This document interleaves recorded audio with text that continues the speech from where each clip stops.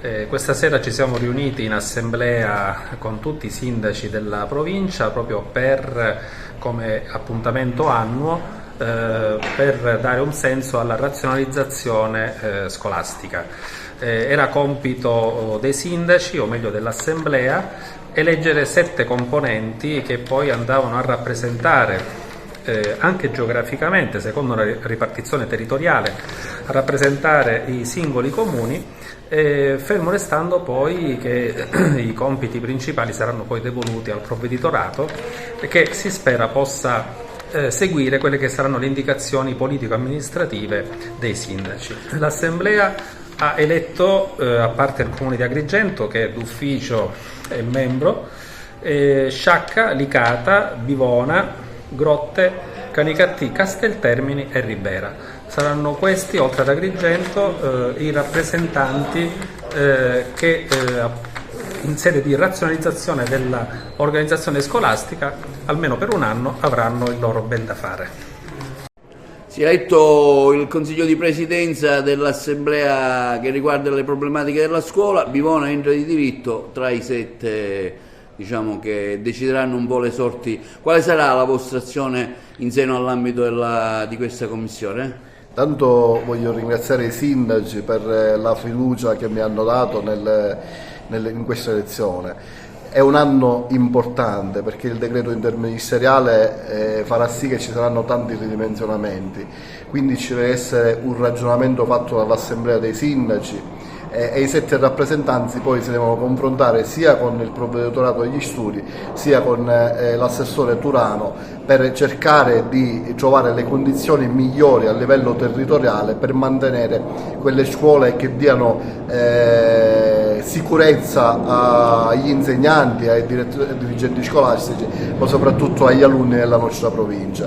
Non si può fare un taglio lineare di tutto, ma bisogna fare un ragionamento serio e soprattutto di prospettiva. Anche perché le problematiche sono tante del territorio, a cominciare dai trasporti in primis.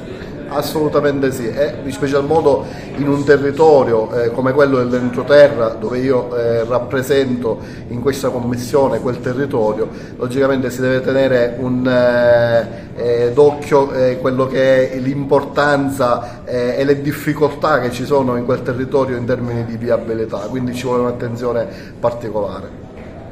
Assessore, Agrigento entra di diritto in questa elezione che riguarderà un po' la commissione dei sindaci sulle tematiche della scuola. Lei rappresenta l'assessorato ad Agrigento, ecco il suo punto di vista e su come potrà incidere anche l'azione politica della commissione. Ma penso che anche in base alle discussioni che sono state portate già in questa fase all'interno dell'Assemblea dei Sindaci, oggi più che mai bisogna cercare di fare buona politica. Una norma che rischia di compromettere seriamente quella che è l'attuale modo di conoscere la scuola in provincia di Agrigento.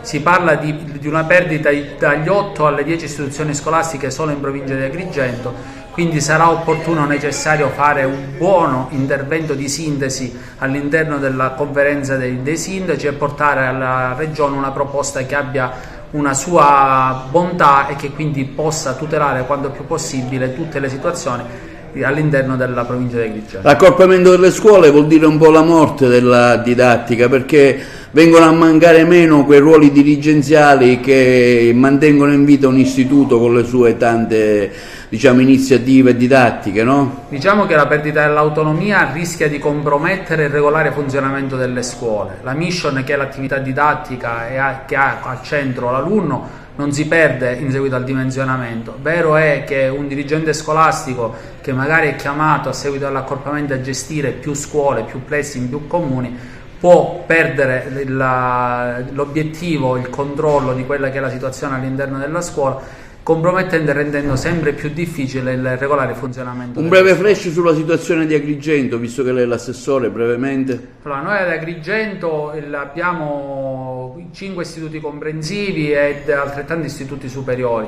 La situazione però non riguarda solo il comune di Agrigento, perché quest'anno la normativa prevede che il parametro di funzionamento dell'istituzione sia parametrato a livello regionale. La regione ha fatto i suoi calcoli, ha fatto i suoi conteggi e prevede come parametro di mantenimento dell'autonomia scolastica il parametro di 960 alunni.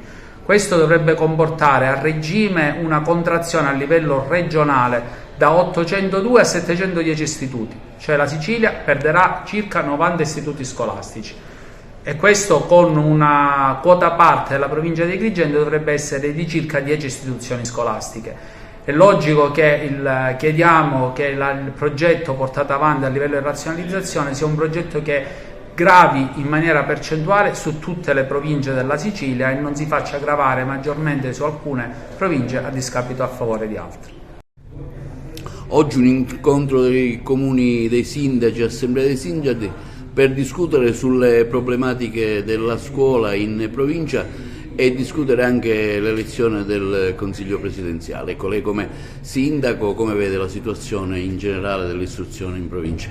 Oggi c'è l'assemblea dei sindaci per eleggere i 7 rappresentanti del comitato sulla riorganizzazione della rete scolastica provinciale.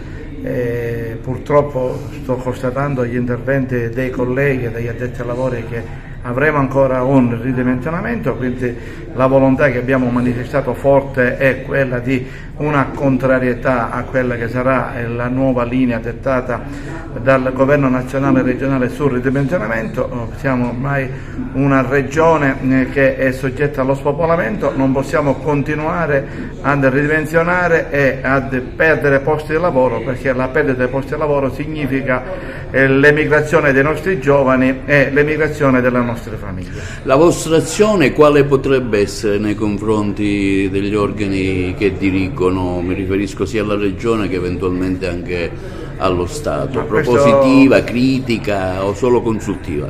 Diciamo che purtroppo il governo nazionale deve fare anche i conti con quelle che sono le risorse finanziarie che ha, ogni anno subiamo dei tagli, e però bisogna tenere conto anche delle realtà che hanno un disagio territoriale, mi riferisco alle aree montane e a tutti coloro che purtroppo per una viabilità non sempre splendida porta ad evitare che l'accorpamento porti in giro, e quindi molti insegnanti, molti presidi o molti dipendenti a dover affrontare ore di viaggio per raggiungere il proprio posto di lavoro. Dobbiamo cercare di trovare una soluzione che contempera quelle che sono le esigenze finanziarie, le esigenze di bilancio dello Stato con quelle che sono le esigenze di un territorio che è stato sempre maltrattato e che ha detto ora che non si può più continuare con questa linea del rigore, portando, come ha detto poco fa, le nostre famiglie e i nostri giovani a emigrare.